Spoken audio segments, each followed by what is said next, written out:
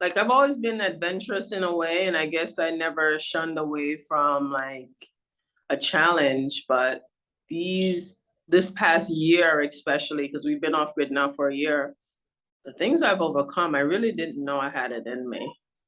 I'm literally a different person. I Mm. mean, even my look, like, I'm not hot girl, New York girl anymore who's like fashionista. I mean, I still wear like silk pajamas in the bush, but and lipstick sometimes in the bush, but things like in Jamaica, I've experienced some sexism and having that resilience to not let it deter me from like what my goals were. Building an eco retreat. What the heck do I know about building an eco retreat? But here I am. And more importantly, I think it's like finding the strength and the courage to do things I never ever even imagined doing. Like we hike sometimes downward like a steep hill to the spring to get water because one of the plumbers, he sexually harassed me and then he never returned to Mm. finish the job. And because of where we are, it's very difficult to find people to come there, one, and then to bring equipment. So that's, and I don't know anyone because I grew up in Kingston. I did not grow up in the country. So just problem solving, like my solution to that is reaching out to my people on Instagram and say, hey, I'm gonna have fellows and volunteers. I need help, and people are willing to come and help me. And then just pushing myself, like I said, the children and I hiking down the hill to go to the spring to bring water back up the hill. And yeah, I never thought I could do anything like that. That Yeah. was like beyond me, and waking up in the morning and cooking outside. So a lot of times that's exciting, but like when it's rainy in the forest and just pushing through it, mosquitoes and like my my mental really just like staying positive when stuff seems so bleak. But it's not bleak, it's just that I've been conditioned to a certain way of living and a certain standard. And I think because I'm quote unquote living in a primitive way, it's difficult, but it's just about shifting. So I've just learned adjustment has been the number one thing for me. And that is adjustment in large and small things, thoughts, behaviors, all of that. Yeah. Yeah. Yeah. Yeah. And would you describe yourself as a prepper? Yes. You would. Okay. I So, think I think if you're from a Caribbean family, everyone is a prepper. Every Caribbean household have a closet with 6 condensed milk and this and that they pack up in it, don't it? But we didn't. I mean, we've been preppers. We always have been that way. There's just a fancy term for it now. and what I'm Yes. appreciating from the sort of stuff that you're posting in and amongst everything is the idea that you also massively need to adjust and you need to learn how to adapt to live slowly because It it's was sustainable. important for me to do that because once I went off grid, I realized that once I had the electricity and the place to live, like there was me and my belief systems and the things I thought I could and couldn't do and the things I thought I should and shouldn't do. And then I realized internal battle was me because if it's raining and I can't do anything, all these plans I had to sit with myself and things show up. Like sometimes you wake up 3 o'clock in the morning in pitch blackness and you remember something from when you're 3 years old. So all these memories start flooding back that we've hidden because we were overworked in the so-called real world or, distracted all the time. And I liken it to being in an abusive relationship where your abuser keeps you so exhausted all the time and working, so you never really have time for yourself to really just think and heal and so I love all the pages that show and give advice about being off grid, but nobody talks about the emotional like component, and it's a huge part of it because it affects your behavior. It will also affect you when things seem impossible and you still have to find a solution. And if you cannot dig and find that space within you that has positivity or just realize, oh, that's a belief, that's not reality, like there has to be a way to combat that. And so I try to address it. I know it's a little mushy. Nobody wants to talk about it. Everybody wants to talk about how you go, which gun you got, all of that. But you are your biggest enemy sometimes out there. So you are creating this whole defense around everyone else, and then that also feeds into bringing the same way you lived in this world that you say you're trying to escape, you bring it with you. My goal is not to recreate my life that I had before. It really honestly is to explore parts of myself and to reconnect with my ancestors in the way they lived a much simpler life. Why? Because I want to see what comes from that. Like, what type of creativity can I spawn? How can I serve humanity in a way that benefits the future generations, like in a real way, you know? Yeah. And then also it's very important for me to show people that like you don't need to be rich to do anything you claim you want to do. Again, the belief systems. It's about breaking down those barriers that are beliefs that we make truths when they're not. They're just simply beliefs. Yeah. And I remember watching an interview that you did. I can't remember when it was, but I remember you were in your mum's bathroom in the US. It was amazing though. It was so cool. And I can't remember exactly what it was, but there was something that really stood out to me about your journey and the fact that this is something that you needed to do and the way that your ancestors have kind of just nudged you along on that. Can you remind us or just talk me through the process and how that still shows up now? Because for me, that's one of the things when I'm like, this makes no sense. This is insane. This is crazy. Like, it's not really about me. I'm just like a tool of something much bigger. So how has that worked for you? 1000%. Our ego like wants us to believe it's all about us because that's the way we've lived for so long. And that interview was with Sonal, Yeah. which she just hit me up on Instagram. And that's when I was actually practicing the saying yes, because I was so closed off for so long. Living in New York, you kind of have to be that way, so-called, to be protected. And I remember making a shift and saying, you know what, as long as it's reasonable, I'm gonna say yes to anything anybody asks me to do. And I'm so glad I did it because I didn't realize she had such a big platform. And here I am in my mom's bathroom, my mom being a regular, typical Caribbean mother, being annoying and I'm like, you guys, I'm packing my barrels. I'm just back here getting the passport so I can be back. But hmm, what was the question again? With regards to your I had something to ancestors, tell you. there seemed to Oh, be a so pattern where you were like, I'm not sure. And they're like, yes, definitely yes. It's a well, it clear yes. started with a dream. It started with a dream. It was a request. I made a request. Like when I was going through the divorce, I was like, I really don't have the strength for this. I am broken and I don't know how to do this. I need help. And at the time, I was watching a lot of stuff. And I remember one of my aunts telling me, just speak to your ancestors. I'm like, what do you mean? Just like have a regular conversation? She says, yeah, they're here. Speak to them as if they're right beside you. So I would do that every night. And I had this one sculpture that I bought in Jamaica that I love so much, and it was of Nanny. And I would talk to Nanny. I'm like, how did you lead an entire army? Like, how did you come up with all these tactics? Please show me. She came to me in a dream. And we made a pact in the dream. And she said she would help me to win she told me what to do with the case. I won the case. My husband came with a $300, my ex-husband came with a $300 hour lawyer. And here I am, little old me showing up. And I beat his lawyer bad.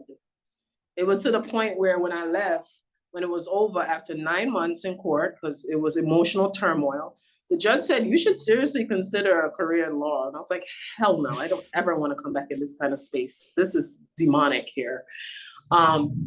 She told me what to do. And what she wanted from me was to return to Jamaica and create a healing space.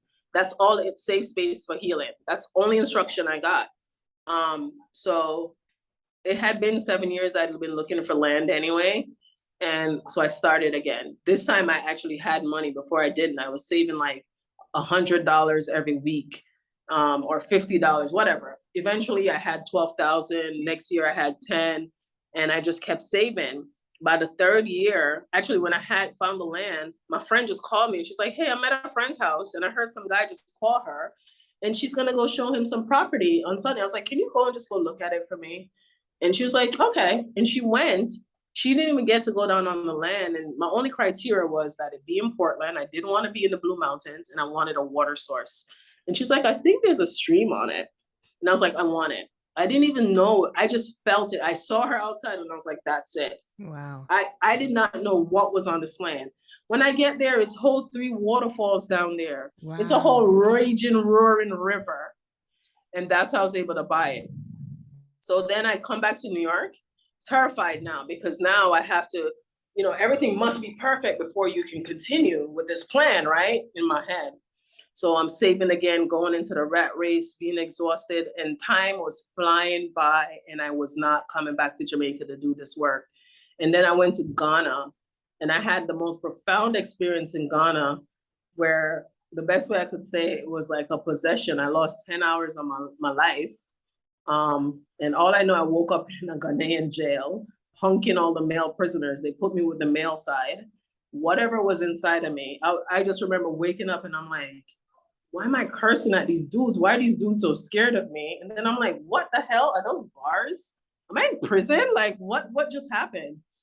And when I got back to New York, I did this workshop, and one of the ladies, I'd never met her, this Brazilian lady, she just came up to me and she was like, they want to know when you're going to listen. You almost died, right? Yeah. She said, next time you'll get hurt. She said, next time you won't be hurt on your knees. Next time it'll be your life. So you need to go back to the jungle. And at the time, that's what I call my land, the jungle. And that same day, another girl came up to me. Me and her went to lunch, and she was walking with me. And she was, again, she just said it, like they want to know what you're waiting for. So I couldn't ignore that, right? I had been getting sign after sign, but those two particular people, I couldn't ignore anymore. And like what happened in Ghana shook me so much, because one, everyone that witnessed what happened to me, they all would, like, to this day, they call me, you are the strongest woman I've ever met. I don't know how you were supposed to die. Nobody survived. Nobody wants to say what it is, right? But they're all like shook, like they cannot believe that I survived it. And although I don't know everything that happened, I know that like they didn't think I was going to survive. And like many times in my life, I wasn't supposed to survive many things. But the first time in my life, I kind of had a direction. I kind of knew, because this feeling of wanting to be out in nature had been with me since I was about 16 years old. I went to go live with Sebi when I was like 20. So it was already there, Sebi was like, come. And when I saw Sebi's place, I was like, I like your place, but it's not what I would do. Like, that's me in my head, right? But I always knew I wanted to do this. I just felt like I always needed someone to do it with. Or I was afraid, right? Because when I would try to get land, I would face so much sexism, or they would give it to the white person instead of the little black girl and all this other mess. And I used that as an excuse, like, oh, it's not for me then. And I would get like really upset. It's raining so hard right now. I can't hear it. It's fine. And then I just came home. When I came back, I got terrified, and I left in January because COVID started. And I was just like, oh my God, let me go back to New York. I don't know, like, if I can do this, like, it's too much. We go back to New York shuts down. Mind you, before I left, I had a vision. I saw it. I saw Manhattan being empty. I saw no streets, but it was a yellow cloud over it. So I thought it was going to be another like 9/11 or something. I had no idea it was going to be COVID. So here we are, stuck in our apartment for 3 months. Luckily, I have been packing barrels because I'm a prepper, and it was full of food. I had 3 barrels full of food. So for 3 months, 3 barrels, we didn't have to leave our house. Can you imagine? The only place we went was to the rooftop. I didn't go to the grocery store. We did not leave our house. And then I was like, if I'm to die, I'm not going out like this. I'm not going out like this. So I was like, you know what? F it. Let's just go for it. At the end of the day, yes, I'm gonna give up my apartment and my job and all the stuff that so-called is my stability, but it makes me miserable in certain ways because I'm not living my authentic self and dream. So I'm gonna just try, and if it doesn't work, I'll just come back. And here we are. I have no desire to return unless it's to just like see family and re-up on supplies. One of the things that often comes up is when people talk to me and ask me questions, and also the questions that I ask myself, is that as a parent, particularly as a mother and a single mother, there's a lot of responsibility on your shoulders, right? And people are always like, but what about the kids? They need stability. And there is, I don't know if you experienced that at all, but it sounds like you didn't. But yes, that battle between wanting to provide normality, stability for your kids, but yet at the same time knowing that that concept of normality or stability that's presented to you absolutely isn't it, and finding the courage to navigate the gap between the two, what you know isn't working but what you're supposed to do versus what you're supposed to go towards, but requires a bit of courage and a bit of not necessarily caring what other It's so people think. unfair because the messaging that's sent to mothers is that we're supposed to sacrifice everything. And it's so unfair. It's just like, I dream too, I have visions too, and it's so funny, like the children are the one that kept me grounded, and they actually adjusted faster than I did. And a Right. lot of times when I'll be like feeling, because I still feel guilty up to this day, up to this morning I felt guilty, like should I like send them to a school and stuff like you still question yourself. It's a daily thing sometimes, right? Some days are better than others, but the children will be the ones that be like, Mom, this is dope. Do you see where you are? This is fire. Even coming to Kingston, it was the kids that pushed me. Mom, we need a break now. We just want to go see our family and our friends. Like, we miss people. So, so sometimes when I'm ODing, they'll just be the ones that nudge me. So I realized that, again, it was my belief system. It was my conditioning that this is how I'm supposed to be. This is how I'm supposed to show up. This is how a good mother looks. But I don't want to be the mom that's filled with resentment and the coulda wouldas in life. In a way, I experienced that with Sadie because I was supposed to return to Sadie and live there for 7 years so he could apprentice. I could apprentice there, and I listened to my spouse at the time, and we didn't go. And it was so dumb. Like, and I knew it, and every part of me knew, but I was so afraid. And I must admit, I can't blame him. It was my fear because I should have just gone. And so I'm just honestly just going for it. And I feel like that's the way, as long as you're responsible with it and their needs are taken care of, like this road, it doesn't have a direct like blueprint. Right. Literally, you are creating that blueprint. And you just have to trust that inner guidance and intuition that as long as you know they're safe, they're healthy, they're learning, because the stuff they know, it's incredible sometimes when I hear them speak. And then when I go around other children, I'm like, oh, my kids must be lacking stuff. And I'm like, oh my God, these children are miles ahead of these other children. And I'm like, oh, when they're getting on my nerves, oh, y'all so rude. And I go around other kids, I'm like, oh my God, my children are angels. So it's about just adjusting really your perspective on it and having grace with yourself, because again, there's no blueprint for this. I guess in a way, women like me and like some of the other women I've met here are the blueprint, but we're just creating it too. And even if Right. there is a blueprint, we always find a way to blame ourselves for something that we're not doing. It's just like, give yourself some grace. Yeah. No, I think the idea that everything is supposed to fit into an Excel spreadsheet and there's a timeline and there's a use, it would be nice, but I'm yet to meet anyone that it works that way for. But you mentioned a really important word, which is fear.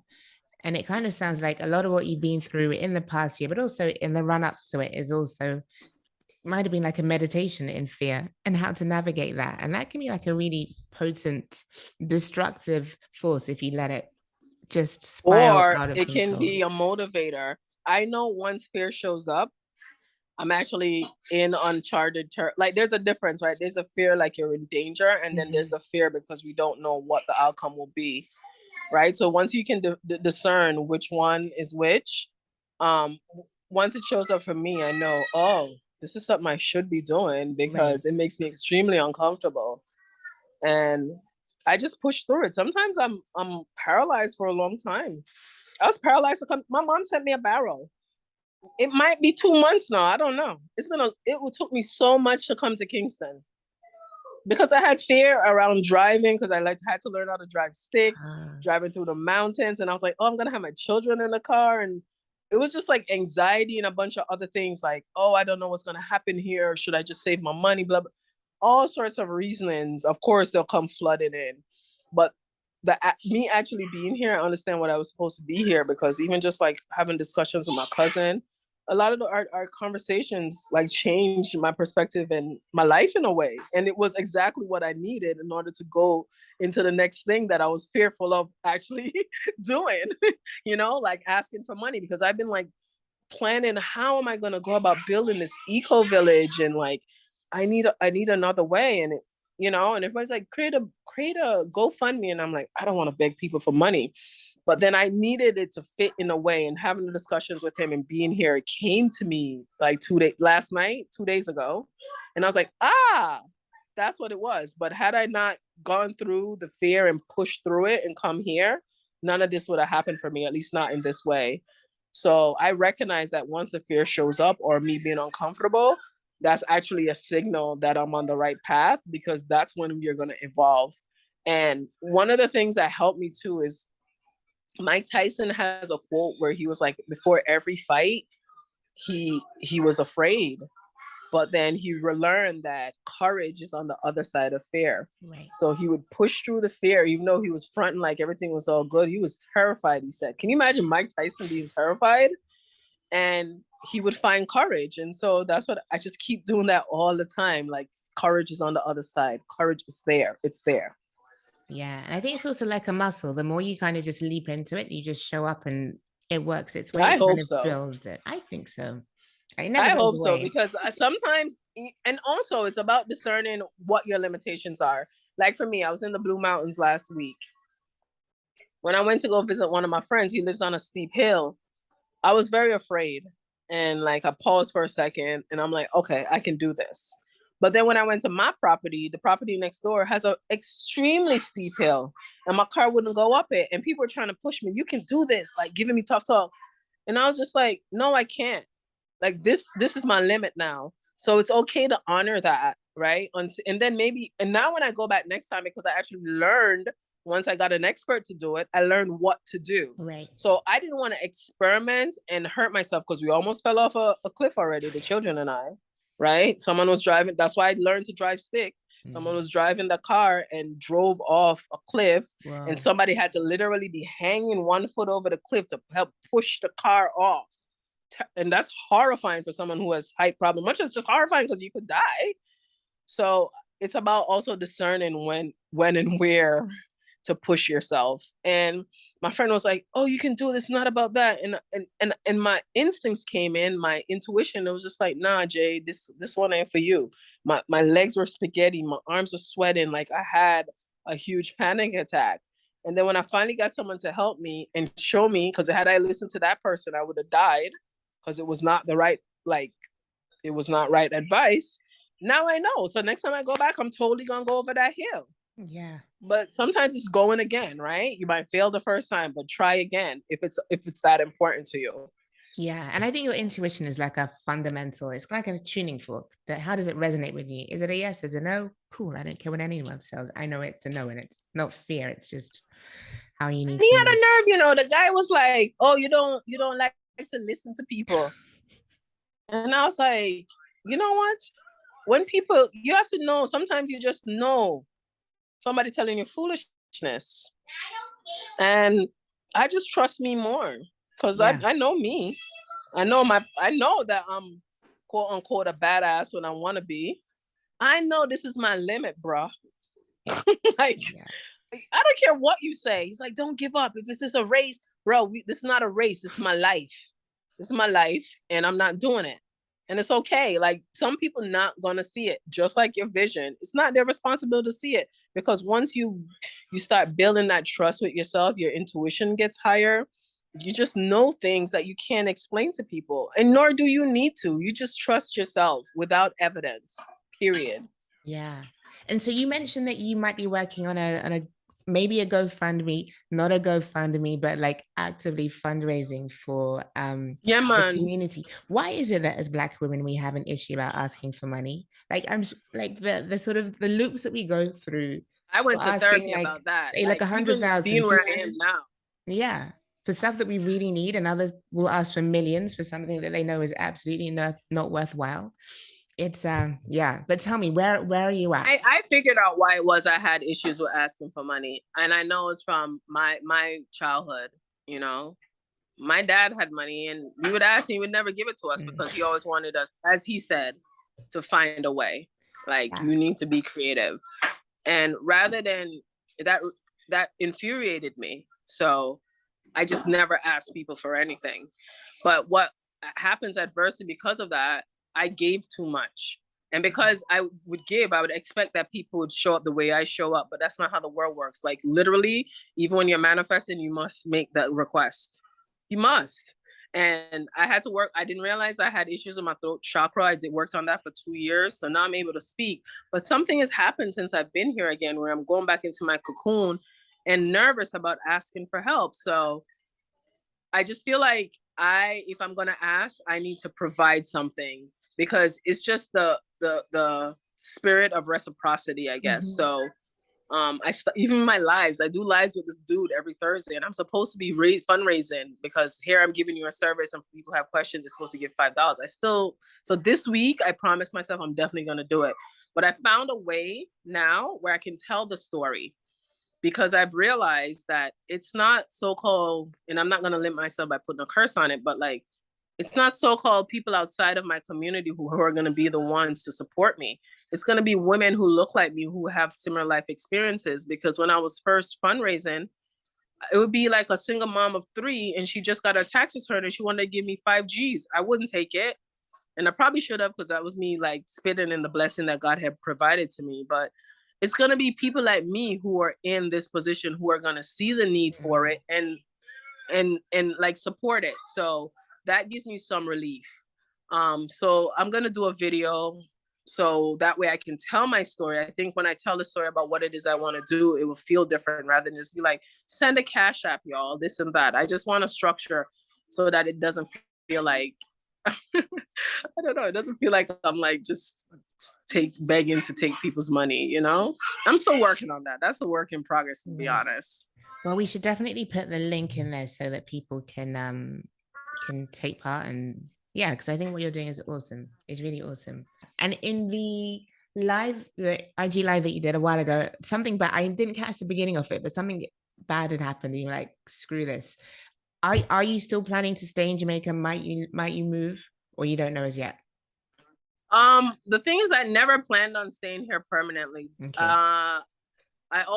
So the first land I bought, I wanted to create a space called Maroon Bubble, which is the one I went to go check on last week. But I don't want just only Maroon Bubble Jamaica. I always envision Maroon Bubble Ghana, Maroon Bubble Zanzibar, Maroon Bubble Botswana. And then I said somewhere in Asia. I still haven't figured out where in Asia yet. And one in Mexico or Honduras, because of Sabi. But I feel like in the dream, Nanny said this is where I was gonna find all the help.